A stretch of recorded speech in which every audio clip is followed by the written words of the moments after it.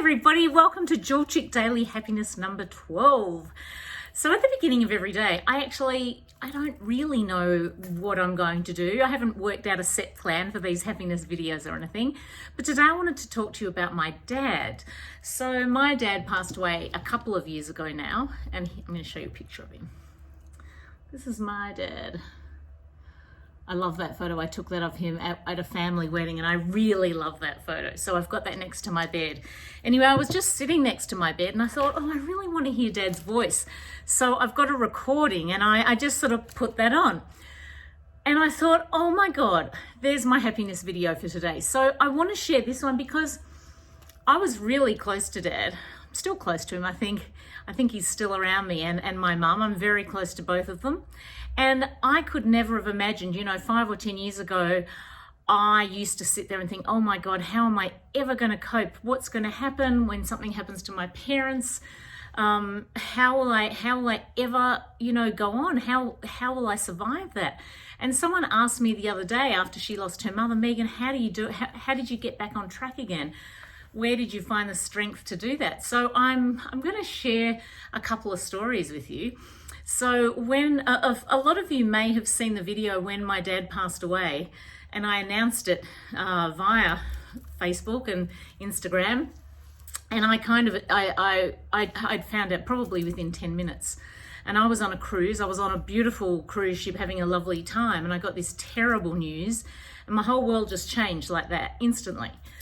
And so my gut first reaction was, I need to tell you guys because I share so much with you and I share all the good stuff, so I thought I've got to share this to be completely authentic. I have to share this and show you how I feel and show you with me with mascara, running eyes and looking tragic. Actually, didn't even care. I still don't care. I'm really glad I did that video. Anyway, when Dad passed, it was really hard and it was terrible, and we had to fly home, and it was a big ordeal. And when we went down to the funeral, we were all standing around. So we had the funeral, everyone spoke, and it was beautiful. We all talked. And my dad, when we were growing up, my sisters and I, and he also did this for all the grandchildren as well, he made up these stories called Rufus stories about a dog that he said he had when he was a little boy. And this dog had red ears and he could do all these amazing things. Rufus could fly a plane. Rufus had a dog kennel that was double story with a television set in it. Rufus could cook. Rufus could anything any of the grandchildren would do. Like my niece Becky was into gymnastics, so Rufus was a gymnast, everything like that. So we all have, at the funeral, all the grandchildren, we were all talking about these Rufus stories, sort of like that movie Big Fish, if any of you have seen that. We're all like just reminiscing, and so I remember we were all standing around the grave. And I had really been dreading that part, when they lower the body into the ground and all that sort of stuff. And I went, oh my God, So we're standing there, but somehow it became this really beautiful time with just the family where we all told stories. So I sort of rehashed one of the old Rufus stories, and we were all kind of reminiscing. And my Uncle Donald said to me, or said to all of us who had just listened, as we're kind of looking down at Dad, he said, you do know that Rufus didn't exist, don't you? I still remember with horror how I felt when he said that, because we just lost Dad, and Rufus was like almost a part of the family to all of us, so fond in our memories. And we're like, oh my God, what? And I was like, my whole heart sank, and it was such a sad moment. And I remember, I feel like crying telling that actually. And this is my happy video, but anyway, so my nephew Jeremy and I, we just looked at each other because he loved the stories too, and I'm like, oh my God.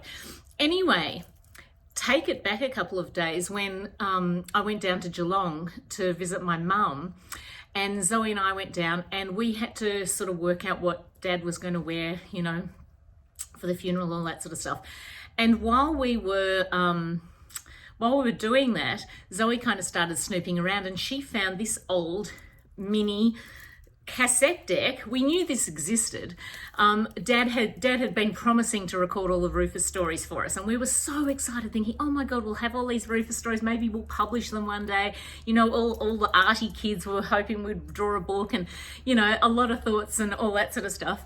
And anyway, what this cassette was one of Dad's Rufus stories. So how exciting to be able to hear my dad's voice, and we're like, oh my god, that's so great. And anyway, I didn't have a dictaphone. I couldn't get hold of one. I couldn't find one anywhere because it was one of those, you know, those tiny ones. And the one that it was in was broken. So at my dad's funeral, Renee, one of my cousin's wife, gave me her dictaphone to play it on. So we hear this devastating news at the funeral. We have the drinks afterwards. We come home, I go to look at this dictaphone because I've just got it, and I put the thing in because I just wanted to hear Dad's voice. You're never going to guess what, everybody. Guess what the story was? I'd completely forgotten. The kids had forgotten. Everyone had forgotten. It was about how Rufus got his name, and he was real. So I get so excited telling that too. So what happened was Uncle Donald thought that Rufus was not a real dog. He said, no, you do know your dad just conjured that up. And I'm like, oh my God, what? But what happened was Dad gave him his own name, and his real name, the name that the family called him, was Dumbo because he had big ears. But Dad called him Rufus.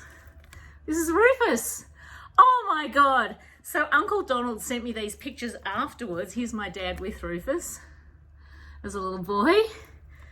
Here's my grandma with Rufus. And here is my grandfather washing Rufus when they first moved to Geelong. And here is my Auntie Joan with Rufus. She recently passed away too. So I love that story because here we were all thinking, oh my God, we've lost Dad, we've lost the Rufus. We were all devastated.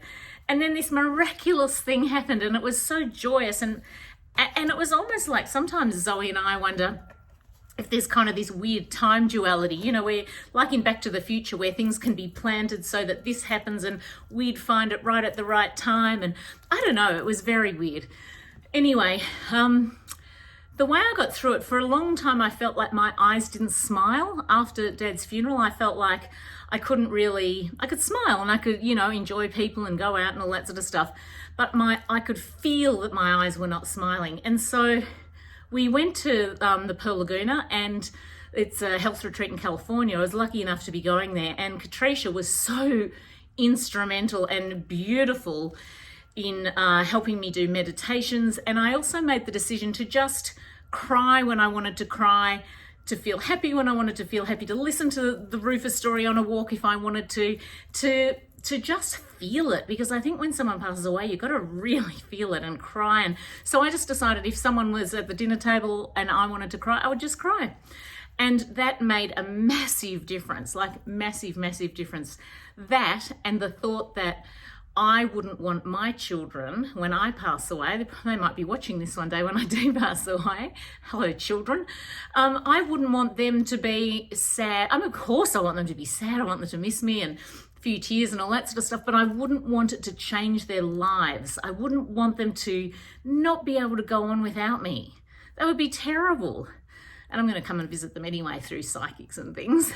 So, yeah, I just wanted to share that you can get through it if you're feeling sad. And in fact, going to a psychic medium's also great. I've got a really fabulous one, David the Medium. You can find him on Instagram. He's fabulous, and he helped me a lot. It was really good. So you can get through it, and things can be happy. And I look at this picture of Dad with great happiness because it was such a great day. And it's always next to my bed, and I feel like he's around me all the time. I really do.